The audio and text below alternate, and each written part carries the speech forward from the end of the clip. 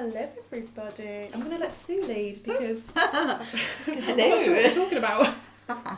Right, so we made a video not so long ago about getting started with RPM, and we went through the stages of doing choices and then eventually spelling out the answers on the stencils.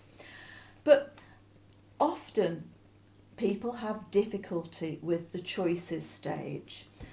So you get some parents that will come along and they'll say, my child just does not seem to be able to do the choices, even though I've tried and I've tried, experimenting different ways. So we've seen Soma do this, and I know you'll do it as well, Alex. Sometimes it's good to go straight to just spelling out the answers. Yes. So let's just talk about,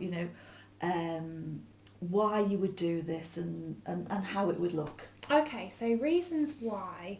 Well, obviously it might be different for each student. One student might benefit from kind of going straight to spelling because they have echolalia. So they're either hearing the last thing or the first thing and just constantly touching that. Right. So an indication for you to move straight to spelling then would be, even if in life they're just repeating what you're saying, that you might just think then, okay, let's just get spelling. Yeah, we'll sort of force out of that habit and go to something else. That's it. And you're kind of removing, remember RPM in the beginning is about kind of making the child successful so they feel good about the process. It's not going to be another method where, I'm not very good at this one either. So, we're kind of removing that kind of downfall for them so they can have a positive experience. Another reason might be someone's just got a motor habit, maybe they're just always constantly, or some people really struggle even to make a choice like this. But actually on a stencil, they find it easier to point outwardly. A lot of the time, if you kind of put in enough work, you might be able to break some of the motor habits that are happening. So let's say if your child always chooses this choice, or always chooses this choice, sometimes you can break that habit. But sometimes you have to be realistic about what you can do as a parent. If you're just beginning and you don't maybe have the skill level to help the child break it, sometimes for your benefit, you should just go straight to spelling. Yeah. So if as a parent you're having difficulty presenting your lessons, doing the choices and getting accuracy with the choices, good idea would be to go straight to spelling. What does it actually look like though, Alex? Let's just do a little demonstration of what a lesson would look like where you're going straight to spelling. This confuses people. Yeah. Because if you say go straight to spelling, then people still want the choice. Yeah. And don't forget, when we're saying going straight to spellings, we're not talking about doing spelling tests. You'll see what we mean when we do it, Okay, so today we're going to talk all about an interesting place. P-L-A-C-E, place. Let's pretend Sue hasn't got the motor skills to point on the floorboard. So here is the P, get it? P for place, let's write that down because Sue's new. Then L for lace, just here. L for lace, good. Okay, so one letter at a time. Here. A for ace. I'm being very directive. I'm not going, what's next? What's next? Wait, go on, what's next?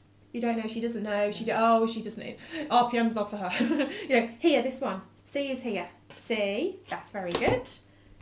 And E is all the way down here. Get it? That way? Very good. Place. This interesting place is in America. This is an English student here. So this interesting place is in A for America. Good. That's it, this one. M for America, good. Now let's pretend that Sue's she doesn't need it being dropped, so then you're just like this. M for America. You've got good motor skills, then I'll just be doing this. E for Erica, R. R for Rika, I for Ika, K for Ka, Ah. That's it. So you see, you're not expecting to hold up a board and the student's just going to spell. They're still going to have some motor issues that they might need to work on. They might have some spelling issues. So you're going to be very helpful. Tell them the positions of the letters initially and help them get that muscle memory to each letter. So the student doesn't actually have to be able to spell the word or know how to spell. No. What about recognise the letters of the alphabet? Well, that's what you'll be teaching if they don't know. It's best in the beginning to presume a bit of intelligence there, because most people have had a little bit of exposure to the written word. But you can just do, like if it was America, I'd be like, here is the big A, you know, that's what it looks like, let's touch it. Yeah. That's it, A. One at a time is a good strategy to use if you're not sure that the student doesn't recognise the letters. Okay, now it's M. Okay, the M is in the middle here. And you can just tell the student, you don't have to remember it all today, but over time though, they'll start to recognise it more if they haven't been exposed enough. Okay, so, but Alex, I mean, you know, isn't this going to get a bit boring? Yes. Through the whole lesson, you know, we're just going to spell, we're just going to spell, you know. It seems like, you know, when you've got choices and stuff, at least you're given a bit of variety in the lesson. Exactly. And it's true in a sense because you can make it a bit more dynamic, what's going to come next. Whereas in this method, you know, people do get into this kind of zone of read. Now we're going to spell this. Read. And it is a bit kind of like, when you're watching it, it can become, oh, wow. So you have to put a little bit more thought into how you're going to make this lesson interesting. You know, so I might be going, oh, America, and, you know, it's set on kind of the San Francisco Bay. So come on, let's make the bay together. Rip this. There we go. There we go. That's it there, San Francisco Bay. And there's an island just off it here. So that's the place where we're going to talk about, you know. So you're bringing sensory activities in to make it more interesting. And I'd say also, you know, everybody should be anyway trying to make their tone of voice interesting. Oh, did you know? And not many people know about this. And adding some kind of excitement yourself. If you don't feel excited about the lesson, the student probably won't be either. Yeah, because it would be very tempting if you think, right, you know, I'm going to do an RPM session. I don't have to worry about choices. Therefore, I don't have to plan it. All I need to do is to get a book or a printout, read a bit, and then spell the key word. But that would just be the boring version, wouldn't it? Yeah. You know, you need to take that information and still plan, still think about, how am I going to present this? How am I going to make it sound interesting in a nice discussive style with the sensory activities that, you know, Alex has just shown. So still plan out your lessons very carefully. Anything else? So does this mean, Alex, that you never then go back to choices, or No, it depends again. Like you'd have some good success like on the board then. So let's say somebody's got to the point where they can just spell, you know, like with you holding the board like this and they're clearly spelling. Then you might be able to ask some choices then. You know, is this, you know, this place, blah, blah, blah, blah, blah. Would you agree? Would you disagree?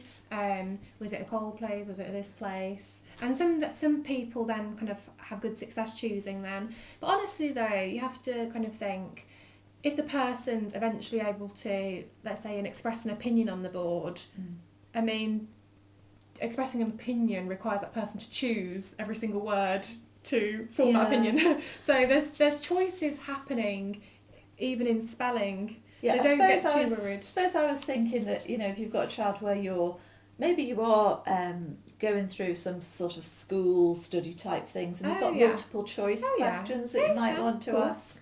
I mean, you could do A, B, C, D. Yeah.